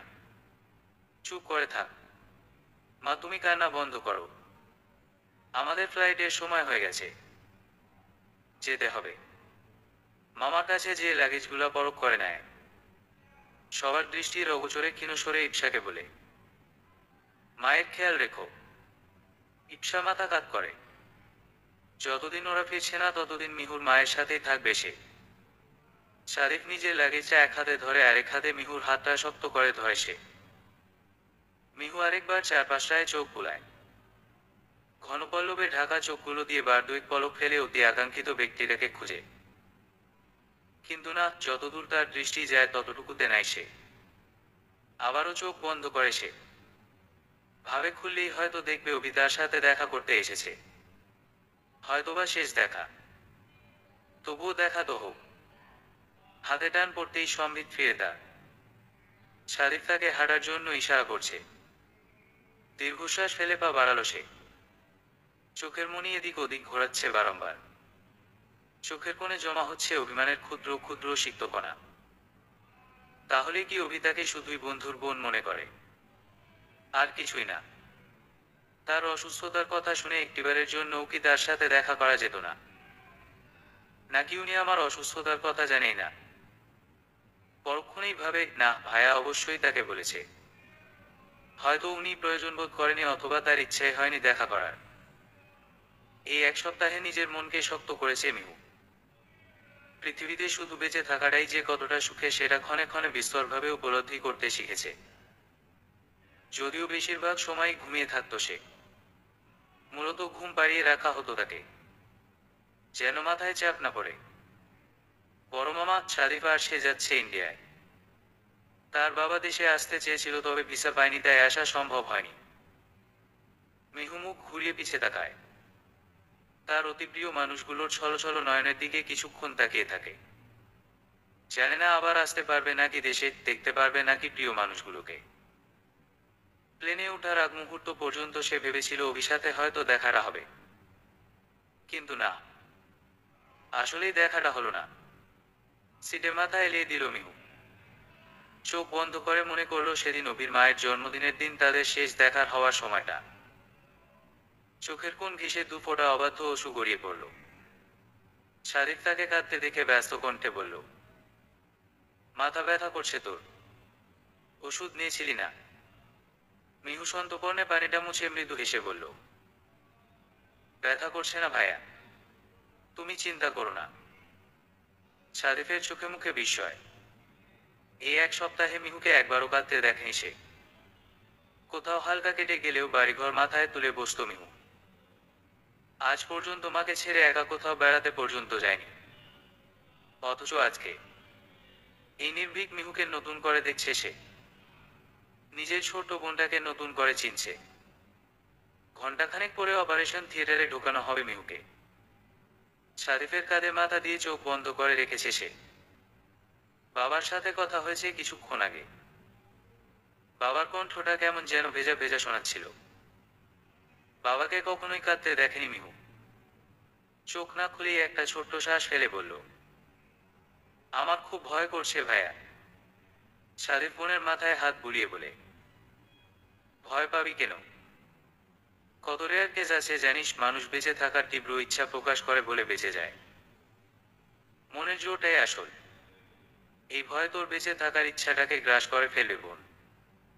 মনে সাহস রাখো। আল্লাহ যা করেন ভালোর জন্যই করেন। মিহু উড়ে কিছু বলার আগেই কেবিনে কারো ঢোকার শব্দে মুখ তুলে তাকায়। সামনে থাকা মানুষটাকে দেখে বিস্ময়ের চূড়ান্ত পর্যায়ে পৌঁছে যায় সে। মুখটা কিঞ্চিত ফাঁক হয়ে যায়। একটু আওয়াজ করেই বলে ওঠে, আপনি? অভি কাছে এগিয়ে যায়। শারিফ উঠে, আমি একটু ডাক্তারের সাথে কথা বলে আসি বলে বেরিয়ে যায়। অভি যেয়ে মিহুর পাশ ঘেঁষে বসে এক হাত দিয়ে বাহু জড়িয়ে ধরে বলে, আমার মিহু পাখি ভয় পাচ্ছে কেন? অভির মুখে আমার মিহু পাখি ডাক শুনে লজ্জারাঙা হয়ে যায় মিহু। সেগুলাকে পাশে রেখে দৃঢ় অভিমানী কণ্ঠে বলে, আপনি আমাকে দেখতে আসেননি কেন? আমাকে কি আপনার মনে পড়ে না? নাকি আমি আপনার কেউ নই? এই সময় মিহুর ছেলে মানসিকতা শুনে অবাক হয় সে। আবার খুশিও হয় এই ভেবে যে মিহুর নার্ভাসনেসটা একটু হলেও কমেছে। অভি কিছুটা ফিসফিসিয়ে বলে, আমি রোজ তোমাকে দেখতে আসতাম। তুমি ঘুমিয়ে থাকতে বিদায় আমাদের দেখা হতো না। আর শোনো, তুমি আমার মনেই থাকো, তাই আর মনে করার দরকার পড়ে না। আর কি যেন বললে, তুমি আমার কেউ না, তুমি তো আমার সব। আলাদা করে বলতে হবে মিহু পাখি। মিহু মাথা নাড়ায়, অর্থাৎ আলাদা করে বলার প্রয়োজন নেই। সে বুঝতে পারছে। অভি মিহুর হাত জোড়া নিজের হাতের মুঠোয় আবদ্ধ করে। এক হাতের উল্টো পিঠে আলতো করে ঠোঁট ছুঁয়ে বলে, তোমাকে আমার জন্য হলেও বাঁচতে হবে মিহু পাখি। তোমায় ছাড়া আমি সত্যিই অপূর্ণ। এই অপূর্ণ আমার সঙ্গে পূর্ণতা প্রাপ্তির পথটুকু চলার জন্য হলেও আমার তোমাকে প্রয়োজন। একটু বেশি প্রয়োজন মিহু পাখি। মিহু মাথা নিচু করে রেখেছে। ভাবছে কেন এই মুহূর্তগুলো তার জীবনে আর একটু আগে এলো না। এই অনুভূতিগুলো উপভোগ করার সময়টুকুও কি পাবে না সে? হঠাৎই বেঁচে থাকার তীব্র আকাঙ্ক্ষা জেগে উঠল মিহুর হৃদয়ে। হ্যাঁ, তাকে বাঁচতেই হবে। খানিক পরেই নার্স এলো। মিহুর পোশাক বদলে অপারেশনের পোশাক পরিয়ে দেওয়ার জন্য। অগত্যা অভি বেরিয়ে যায়। বেরোনোর সময় একবার মিহুর দিকে তাকিয়ে মৃদু হাসে। মুখে হাসি দিলেও মনে মনে দীর্ঘ শ্বাস ছাড়ে মিহু। আদৌ কি বাঁচবে সে? ঘন্টা দুয়েক যাবৎ অপারেশন থিয়েটারে ঢোকানো হয়েছে মিহুকে। শারিফ এক দৃষ্টিতে থিয়েটারের বাইরে জ্বলতে থাকা লাল রঙের বাল্বটার দিকে তাকিয়ে রয়েছে। ভাবছে, এই বাল্বটার রং লাল কেন? লাল রং তো বিপদের আভাস দেয়। মিহুর বড় মামা সামনেই বসে আছে। আর চোখে অভিকে দেখছে সে। নিচের দিকে দৃষ্টি দিয়ে পাথরের ন্যায় বসে আছে অভি। এই একটা সপ্তাহ ছেলেটা কিনা করেছে মিহুর জন্য। একদিন আগেই ইন্ডিয়ায় চলে এসেছিল সে। এখানের হসপিটাল, ওদের থাকার জায়গা সহ সবকিছু ম্যানেজ করেছে। মিহুর প্রতি তার ভালোবাসাটা ঠিকও কতখানি গভীর সেটা উনিসহ বাসার সবাই ইতিমধ্যেই বুঝে গেছে।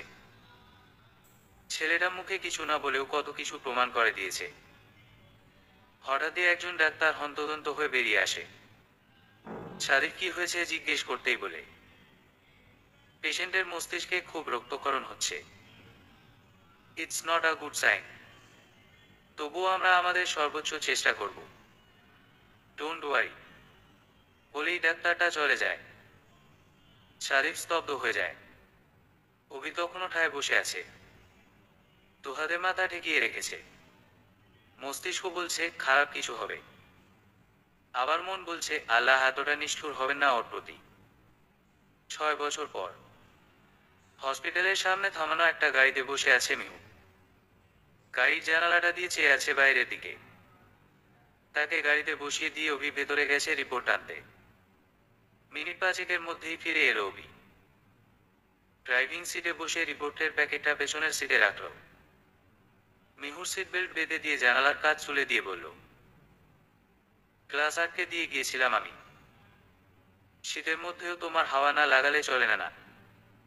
মিহু ভেঙচি কেটে অভির দিকে তাকিয়ে বলল, না চলে না। জানালা খোলাই থাকবে। আটকালেন কেন? খুলেন বলছি। অভি চোখ গরম করে তাকায়। মিহু মুখ ফুলিয়ে চোখ নামিয়ে পেটে হাত রেখে বিড়বিড় করে বলে, আমি কতবার বললাম আমার আসতে ইচ্ছা করছে না হসপিটালে। না, তাও আনতেই হবে। চেক আপ করাতেই হবে। এত জেদি তোর বাবা। বুঝলি, তোর বাবা আমাকে কত অত্যাচার করে। অভি এক ভ্রু উঁচিয়ে চোখ ছোট ছোট করে তাকায়। মিহু 4 মাসের অন্তঃসত্ত্বা। গোলগাল হয়ে গেছে মেয়েটা। ফোলা গালগুলো আরো ফুলিয়ে রেখেছে। অভি তার এক গালে আঙ্গুল দিয়ে টোকা দিয়ে পকেট থেকে একটা বড় চকলেটের প্যাকেট বের করে এগিয়ে দিয়ে বলে, চেক আপ করানো জরুরি ছিল বলেই করিয়েছি। এখন গাল না ফুলিয়ে এটা খাও। মিহু ভ্রু কুচকে টান দিয়ে চকলেটটা নেয়। প্যাকেটটা খুলে এমন একটা ভাব করে যেন সে খুব বিরক্ত। অভি হেসে গাড়ি স্টার্ট দেয়। মিহু তার অমূল্য সম্পদ। হারাতে হারাতেও ফিরে পেয়েছে তাকে। সেদিনের অপারেশনে মিহু বেঁচে গিয়েছিল। আল্লাহ বাঁচিয়ে দিয়েছে তাকে। এতগুলা মানুষের দোয়া ফিরে দেয়নি আল্লাহ। অবস্থা ক্রিটিক্যাল হওয়া সত্ত্বেও ধীরে ধীরে রিকভার হয়েছিল। 72 ঘন্টা পর জ্ঞান ফিরেছিল তার। এই গাড়ি থামান। আমি চা খাবো। পাশে চায়ের দোকানের দিকে ইশারা করে মিহু। অভি গাড়ি না থামিয়ে বলে, এখন এইসব চলবে না। রাত হয়েছে অনেক, আরেকদিন নিয়ে আসবো নে। মিহু এক হাত দিয়ে অভিকে হাত ঝাঁকিয়ে বলে, থামান না প্লিজ। গাড়ি থামিয়ে দেয় অভি। দীর্ঘশ্বাস ফেলে বলে, আচ্ছা বসো, আমি নিয়ে আসি। মিহু কিছুটা সাহস নিয়ে বলে, বাইরে যেয়ে খাই। অভি সোজা মানা করে দেয়, একদম না, আমি এনে দিচ্ছি। এরপর গাড়ির দরজা লক করতে করতে বলে, তোমার ভরসা নাই। গাড়ি লক করে দিয়ে যায়। নিচু হয়ে মাথা ঢুকিয়ে মিহুর দিকে চায়ের কাপ এগিয়ে দেয় অভি। মিহু মুখ বাঁকা করে সেটা নেয়। অভি নিজের কাপটা নিয়ে বসতেই মিহু বলে, সিট বেল্টটা খুলে দেয় না, আরাম পাচ্ছি না বসতে। অভি সিট বেল্টটা খুলে দিতেই তার ফোন বেজে ওঠে। হাতে নিয়ে দেখে শারিফের ফোন। রিসিভ করতেই শারিফের ব্যস্ত স্বর শোনা যায়। হ্যালো অভি, ইপসার খুব বমি হচ্ছে, কিছু খেতে পারছে না। ওর ডাক্তারটাও ফোন ধরছে না। মিহুর ডাক্তারটার নাম্বারটা দে তো, ওনাকে ফোন করি। এই সময় এমন হয়ে থাকে, তুই এত চিন্তা করিস না, আমি নাম্বার মেসেজ করে দিচ্ছি, তুই ফোন করে দেখ। ফোন কেটে নাম্বারটা মেসেজ করে দেয় অভি। শারিফ ইপসার বিয়েটা ওদের বিয়ের সাথেই হয়। 2 বছর আগে তাদের পিএইচডি শেষ করে দেশে ফেরার পরই বিয়েটা করে নেয় ওরা। বলা বাহুল্য, ইপসা এখন 3 মাসের অন্তঃসত্ত্বা। চায় চুমুক দিয়ে মিহুর গায়ে শালটা ঠিকও করে জড়িয়ে দেয় অভি। গাড়ির লাইট নিভানো, চাঁদের আলোতে স্নিগ্ধ দেখা যাচ্ছে সবকিছু। অভি মাথা ঝুঁকিয়ে মিহুর পেটে একটা চুমু খায়। মিহুর লজ্জায় লালবর্ণ ধারণ করা গাল দুটো চোখ এড়ায় না তার। সে মিহুর কানের কাছে ঠোঁট নিয়ে নেশাতুর কণ্ঠে বলে, আমার সবটা জুড়েই শুধু তুমি আছো মিহু পাখি। আর এখন তোমার মাঝেও আমার অস্তিত্ব ধীরে ধীরে বেড়ে উঠছে। আমার সকল অনুভূতিতে শুধু তুমি এবং তুমি। আমার ভালো লাগা খারাপ লাগা সবকিছুতেই শুধু তুমিই বিরাজ করো। আমার সকল অনুভূতির একটাই নাম, তুমিময় অনুভূতি। সমাপ্ত।